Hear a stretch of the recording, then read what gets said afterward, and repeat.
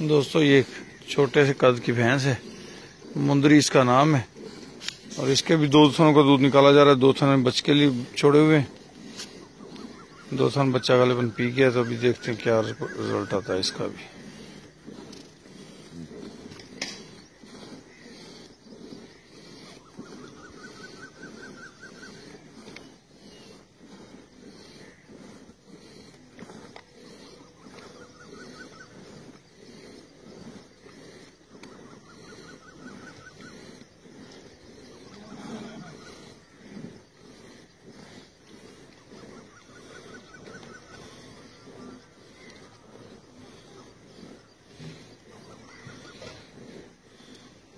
दोस्तों मैं राना अमीर मोहम्मद आपसे मुखातिब हूँ। ये उम्र रसीदा भैंस है। इसके मुंह के दांत जो हैं वो भी गिरने शुरू हो गए हैं, तो फिर भी माशाल्लाह ये दूध में जो है बहुत अच्छी है।